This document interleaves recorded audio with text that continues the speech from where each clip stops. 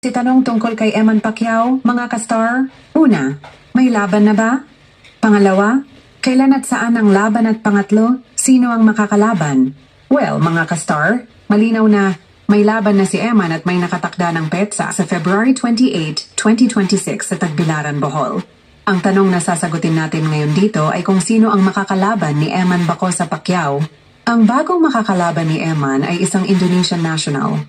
Dahil ang Indonesia ay bahagi ng Southeast Asia, halos kapitbahay lang natin sila.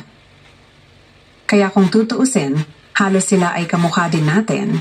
Ang Indonesia ay kalapit lang na lugar ng Mindanao, at ang pinakamalapit na bahagi nito sa bansa ay ang Manado sa North Sulawesi, kung saan nagmula ang bagong makakalaban ni Eman Bacosa Pacquiao.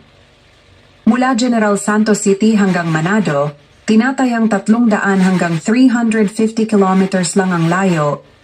Sa air travel, kung may direct o chartered flight, aabutin lamang ng humigit kumulang 1 hanggang 1.5 oras. Samantala, sa sea travel, tinatayang 12 hanggang 21 hours ang biyahe, o wala pang 1 araw. Ang bagong makakalaban ni Eman Bacosa Pacquiao ay isang 26 anyos na Indonesian fighter na si Reynold Kundimang. Bata pa lamang ay mahilig na sa boxing si Kundimang, at dahil lumaki sa hirap, masasabi na sanay siya sa street style o larong kalye na laban, kaya maaga siyang nahubog sa pisikal na bakbakan.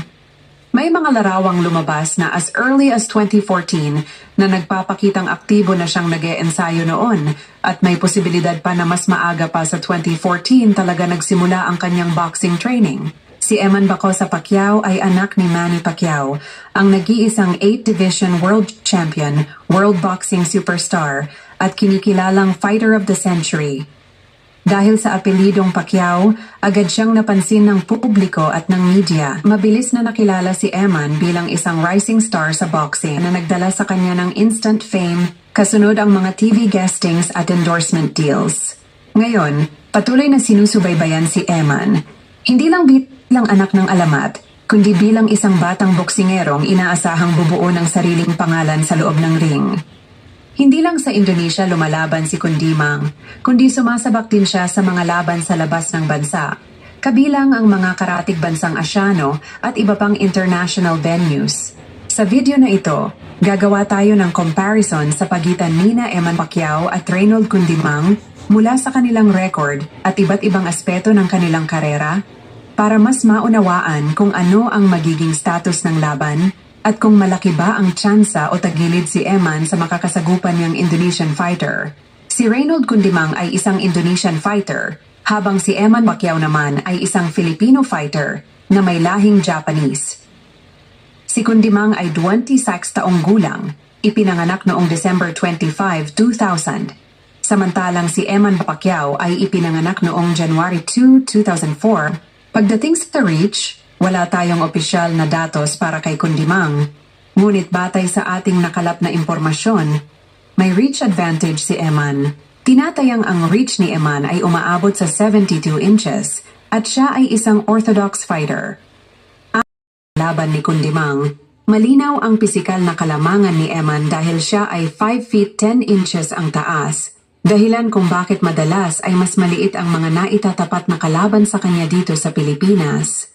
Hindi rin exemption si Reynold Kundimang dahil base sa tail of the tape, siya ay may itaas na 165 centimeters o halos 5 feet inches lamang.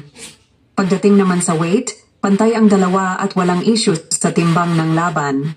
Pagdating naman sa record at experience, malinaw na lamang si Reynold Kundimang dahil mas marami na itong laban kumpara kay Eman Bacosa Pacquiao. Si Eman ay sinasabing nag-training noon sa Japan sa ilalim ng kanyang stepfather.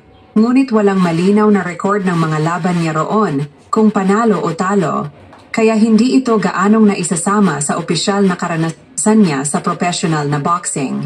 Ang malaking pagbabago kay Eman ay nang ito ay nahawakan na ng world-class trainers, matapos siyang gabayan mismo ng kanyang ama na isang 8th Division World Champion at Fighter of the Century na si Manny Pacquiao, kasama sina Buboy Fernandez at Nonoy Neri, isang malinaw na training advantage para kay Eman. Bagamat mas lamang si Kundimang sa aktual na laban at experience, si Eman naman ay lamang sa kalidad ng training. Ang opisyal at seryosong professional training ni Eman ay nagsimula lamang noong 2022 noong siya ay bumalik mula Japan at mapasailalim ng MP Promotions. Sa kabila ng mas kaunting laban, maayos ang record ni Eman, wala pa itong talo at may isang draw lamang sa kanyang pro debut. Ipinapakita nito na maingat at planado ang paghubog sa kanya, habang si Kundimang naman ay may bentahe sa dami ng karanasan sa ring. Pumunta naman tayo sa comparison ng boxing record ng dalawang fighter na ito, mga kastar. Unahin natin si Reynold Kundimang. Sa ngayon, si Kundimang ay may 15 total fights, habang si Eman Bacosa Pacquiao ay may 8 fights pa lamang. Sa dami ng laban, malinaw na lamang sa experience si Kundimang ng halos 7 fights. Pagdating sa panalo, si Kundimang ay may 9 wins, samantalang si Eman ay may 7 wins. Sa talo, dito naman pumapasok ang lakas ng record ni Eman.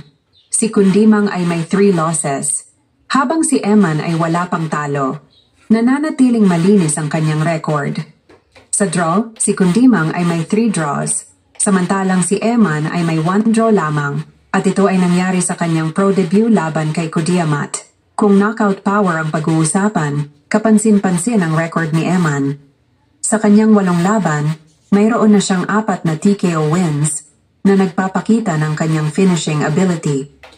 Samantala, si Kundimang ay may isang knockout lamang sa kanyang 15 fights, kaya masasabi na hindi siya kilala bilang isang knockout puncher.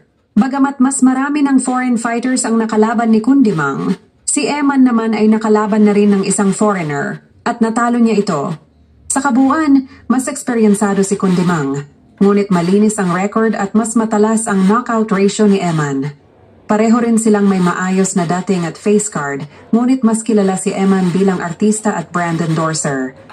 Ngayon, kayo na ang humusga, mga kastar. Malakas ba ang laban ng ating pambato na si Eman Bacosa Pacquiao o tagilid dahil mas veterano ang kanyang kalaban? Ibahagi